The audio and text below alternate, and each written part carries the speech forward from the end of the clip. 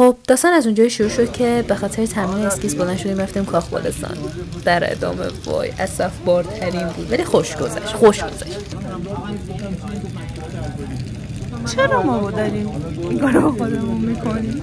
ما الان باید کجا باشیم؟ هوا سنیمنی کاخ سعدآباد. امروز هوا بارونی، ما حتی تو کاخ هم نرفتیم. واسه موهای ایشون خیس نشه.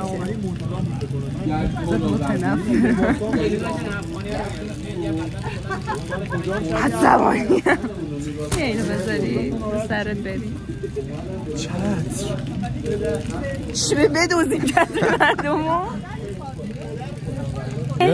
یه دونه گوشی مگه گوشی تو نیست، این گوشی منه. من دیگه صاحب همه چیم. این تو بود؟ یادم نیست. هوای بهاری.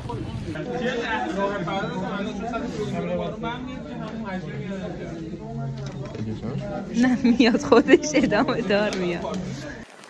گوشید اگه دیدی فردا کار نکرد بدون خیلی آب توش رفته. گوشی زده من راستی اومدم تو محبته فهمید. پارک لاله وای چقدر شلوغه ریتا. خوب دارم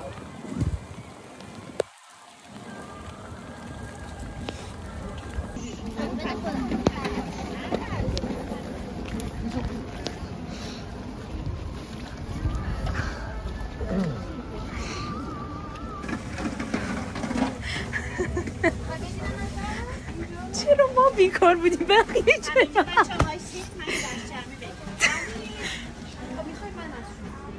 من اینجا بودم.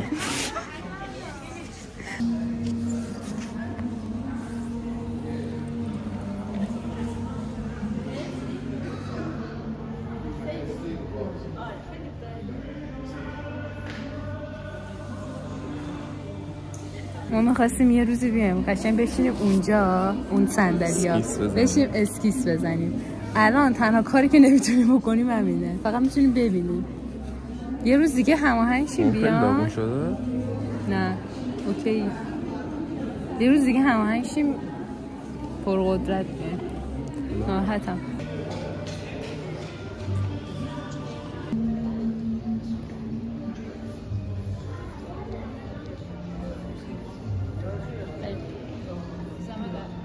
بگو اپیزود بعد. الان چی بودیم؟ بخش کاخ اصلی؟ بس صاف وایسا چرا کثیفه؟ آینه رو یه تمیز کنیم.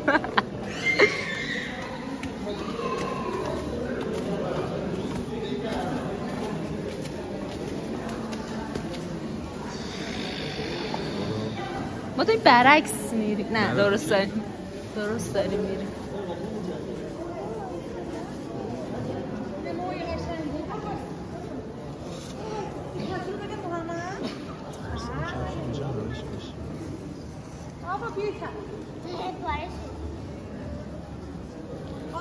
اون گوشه ناصرالدین شاه اون ته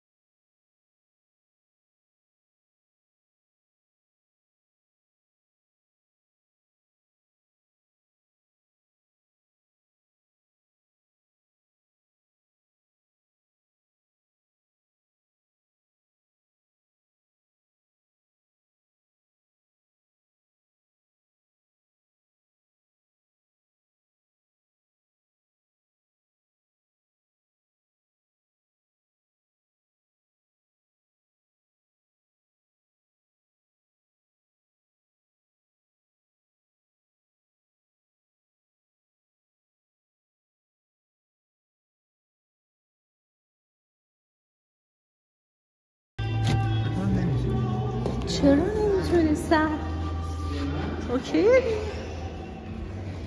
3 days later.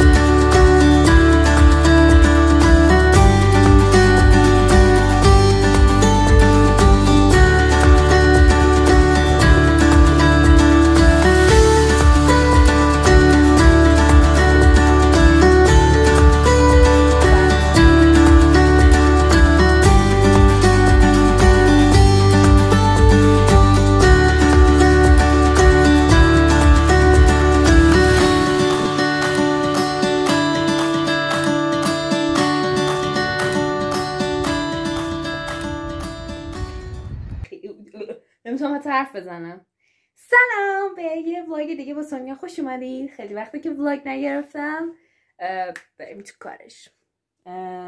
خیلی حرف دارم چون من هر یک هفته در میون ولاگ میگیرم، بعد وقتم نمیکنم ادیتشو بزنم به خاطر اینکه سر ویدیوهای شورت ویدیوها دارم ویدیو درست میکنم، واسه همین یه کوچولو وقت نمیشه. وایسا یه چیزی بگم. ما ویدیو بود گفته بودم بخونید، نه گفتم بخونید، گفتم که گرفتمش که بخونم. اشکال نداره.